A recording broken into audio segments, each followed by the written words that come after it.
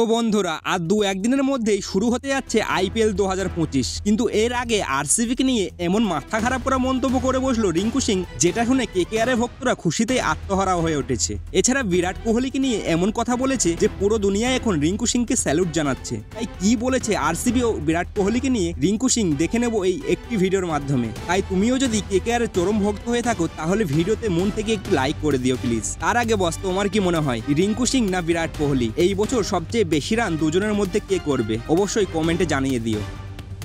ভক্তরা এখন থেকেই দিন গুনতে শুরু করে দিয়েছে আইপিএল। হ্যাঁ বস, 22শে মার্চ শুরু হতে যাচ্ছে সেই বিখ্যাত মেগা লিগ আইপিএল। আর এবছরে আইপিএল এর প্রথম খেলা রাখা হয়েছে কেকেআর বনাম আরসিবির মধ্যে। ভারতীয় সময় অনুযায়ী সন্ধ্যে 7:30 ইডেনে চালু হবে এই খেলাটি। এবার দুটো দলই যথেষ্ট শক্তিশালী খেলোয়াড় নিয়ে মুখোমুখি হবে একে অপরের। কিন্তু বন্ধু, এই খেলা শুরু হওয়ার আগেই কলকাতার খেলোয়াড় রিঙ্কু সিং আরসিবিকে নিয়ে এমন মন্তব্য করে দিল যেটা কেউ ভাবতেও পারেনি। আরসিবি দলকে নিয়ে রিঙ্কু সিং বলেছে যে এবারে আমাদের দল যথেষ্ট শক্তিশালী দল আছে, তাই ট্রফি জেতার জন্য আমরা প্রত্যেকটি খেলোয়াড় সবটা দিয়ে চেষ্টা করব। আমাদের প্রথম খেলা আছে ব্যাঙ্গালোরের সাথে, তাই এবার ম্যাচ জেতা অতটা সহজ হবে না, কারণ এবারে আরসিবি যথেষ্ট হাড্ডি দল বানিয়েছে। বরাবরই আরসিবির মিডল অর্ডারে ঘাটতি থাকতো, কিন্তু এবার সেটা আর নেই। সম্পূর্ণ ব্যালেন্স দল বানিয়েছে আরসিবি ম্যানেজমেন্ট। কিন্তু আমাদের দলও কারোর চেয়ে কম নয়, আমাদের দলেও রয়েছে একের পর এক ভয়ানক খেলোয়াড়। তাই এই লড়াইটি দুর্দান্ত হতে চলেছে, আর আশা রাখছি যে ম্যাচটি আমরাই জিতবো। তো বন্ধু, রিঙ্কু সিং বিরাট কোহলিকে নিয়ে আরো বলে যে